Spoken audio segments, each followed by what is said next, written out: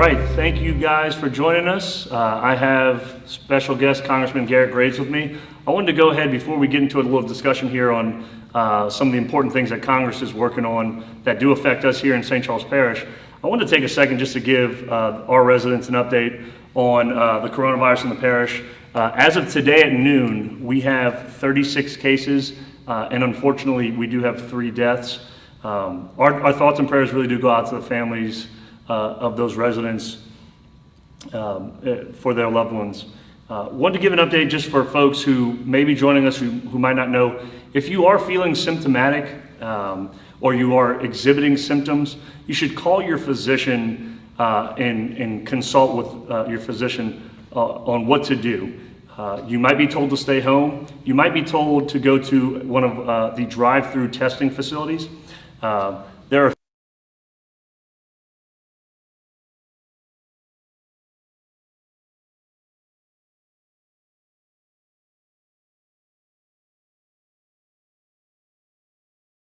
and the last one is at the West Jefferson Medical Center. So you do have to be 18 years old, and you do have to be showing symptoms. You will have to be required to show your ID when you get there. Once you get a test at one of those testing locations, you will be notified 3 to 5 days afterwards via phone.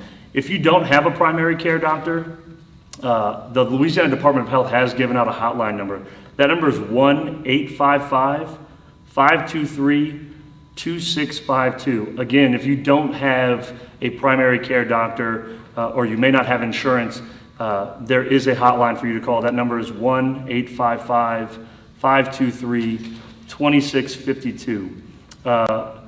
I've been letting residents know a lot about the grocery stores. Our grocery stores are continuing to get deliveries. There is no need to hoard groceries. We want to make sure our residents have access to these resources just like everyone else does.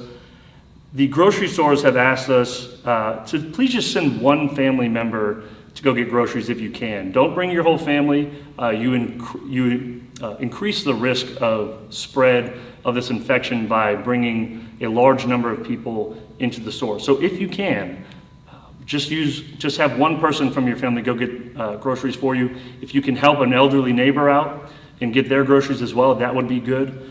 We do want to make sure that we are checking in on our senior citizens, our neighbors, our grandparents, our in-laws. So one of the questions we have been getting a lot is, where are these cases at in St. Charles Parish? Where do these people live? Now, we can't give out that information because of HIPAA laws, but I can tell you that it is in every zip code in our parish.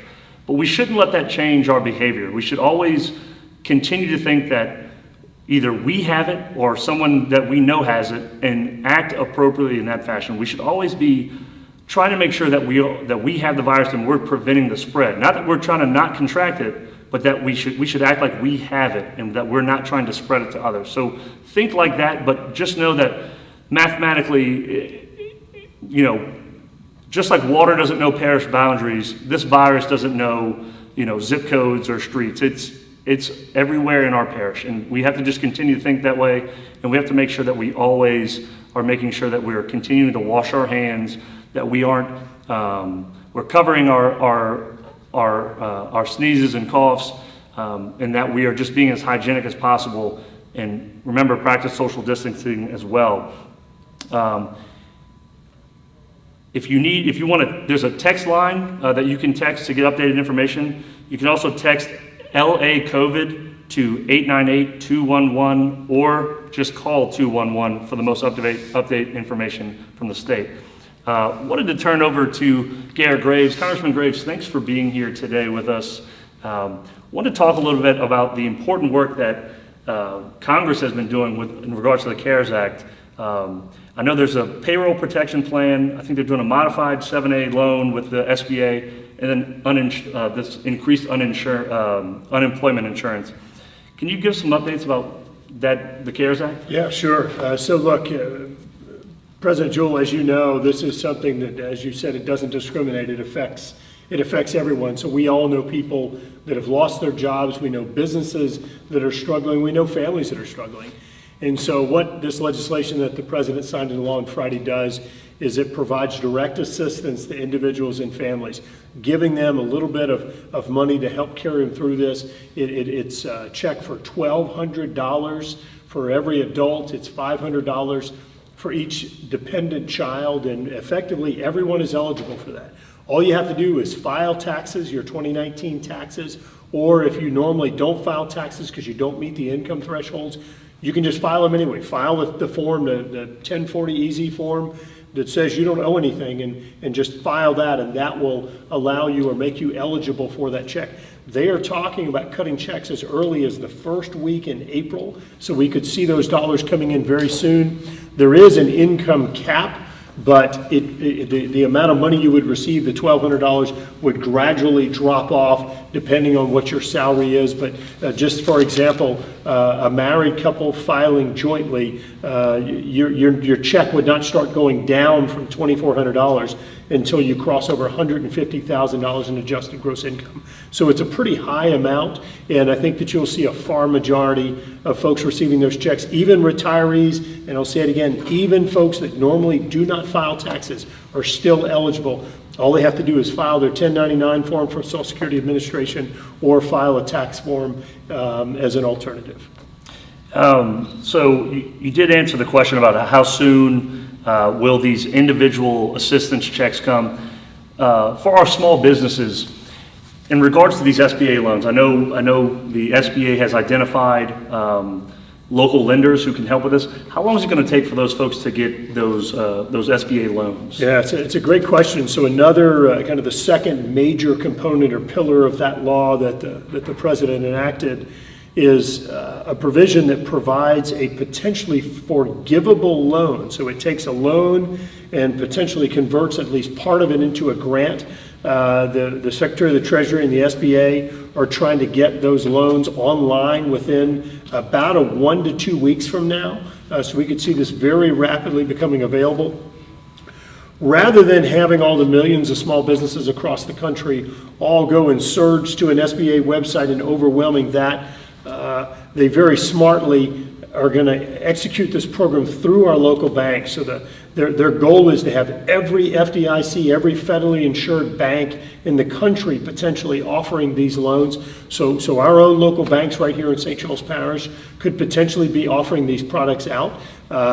They could be, you could go to your own bank, you could go apply for this loan. It is 100% federally backed, so the federal government's going to back the loans. There's no liability to the local banks, and you would be using that bank's process, so the funds could be available within days after the application process. So this is all unfolding, but let me just highlight a really important feature of this. There are all sorts of loans that are available today, including to the SBA, disaster loans and 7A loans and emergency bridge loans and others.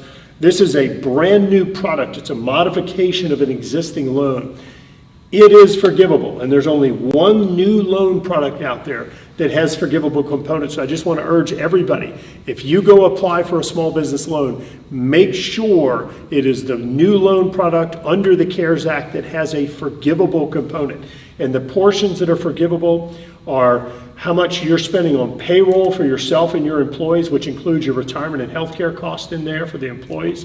It includes rent, it includes utility payments, and mortgage interest. So those four things are all potentially forgivable. And I just urge small businesses who are looking for that lifeline to help them through this dip in the economy to look up that product, to work with their local banks, but make sure you're going after the forgivable loan component, because some of the other ones, if you get a disaster loan, for example, and then get this new forgivable loan, there's a chance you're not going to be able to have that payroll and other things forgiven. So try to get the right loan product and maximize the assistance. So for our small business, what should they be doing first? Should they be going straight to their lender, or should they be going straight to the SBA website to fill out that free-form application. The SBA website has information on this. I can't emphasize this enough. We just need to make sure that rather than applying for a disaster loan or other loans, that they're getting information on this new CARES Act loan that is forgivable, so they can go to the SBA.gov website for information, but ultimately we'll be working through their local banks, and it probably makes sense to be working with our local bankers and getting information from them and having them help guide us through the process. All right.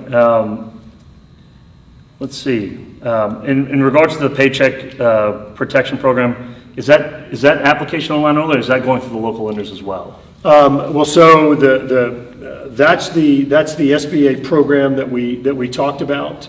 So you have three primary components in the bill that are really throwing the lifeline out. One is the $1,200 payment through the IRS. The second one is the SBA loan program, and then the third one is the unemployment insurance program. And so that unemployment insurance program is one whereby, first of all, there's usually a waiting period before unemployment insurance is available. This one waives the 1 week waiting period, so effectively as soon as you're laid off or lose your job, you could become eligible for unemployment assistance.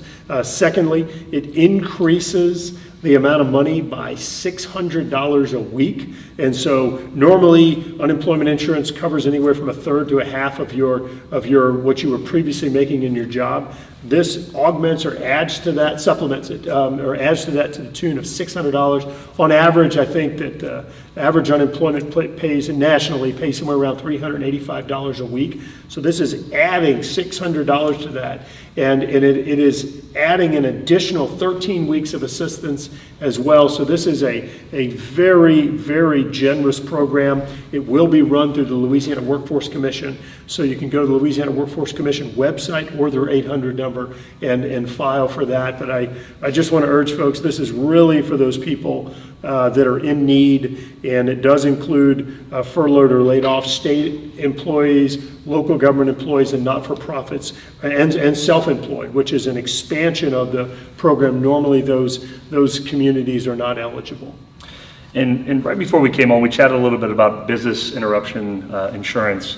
I've heard from several small businesses who pay for business interruption insurance, that they feel like there should be covered. We talked about how a lot of these policies specifically exclude viruses and bacterial outbreaks and things like that. I think that the CARES Act does a really good job of kind of coming in and covering pretty much everything a small business would need. Is there anything you'd like to mention about just? Yeah. Well, first, I want to thank you for bringing that up. We've had a lot of people that have reached out and suggested that Congress come in and provide or sort of fill that gap of where business interruption insurance is not covering pandemics or viruses. And most policies don't. And so we did look at that, and there was an effort at one point to come in and fill that gap. But as we started talking about it, you would be filling the gap just for those that had business interruption insurance. And as we all know, there are a lot of businesses that don't.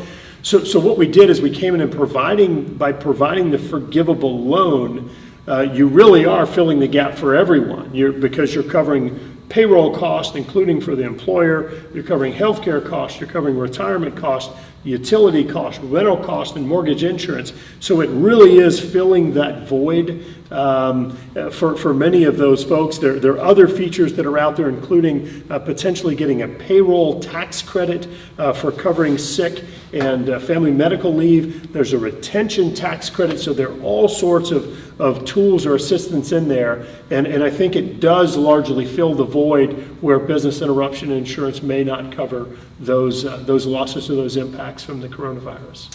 Well, we just want to thank you for coming today. There is a lot more information on SBA.gov's website. That's the Small Business Administration, SBA.gov, in regards to the things that Congressman Graves is talking about here. Congressman Graves also has some information on his website, some frequently asked questions. Congressman Graves, you want to go ahead and give me your website? Yeah, sure. Our website, it's Garret Graves. It's GarretGraves.house.gov. So GarretGraves.house.gov, but that's Garret with one T.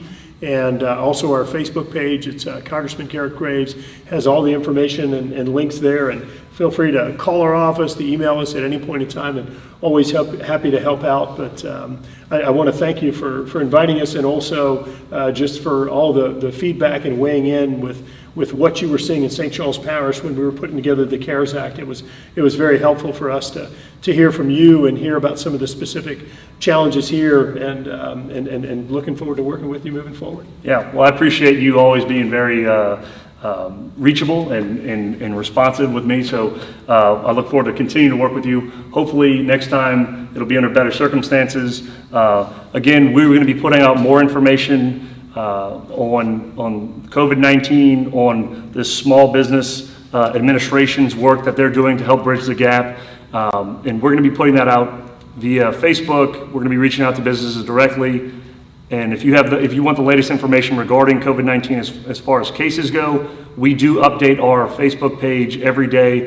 There's that first pinned Facebook post. You'll see it. We update that post every day. If you want to go on your own and look, it's ldh.la.gov/coronavirus for that information. Again, thanks for Congressman Graves for being here. Thank you. Thanks, everybody.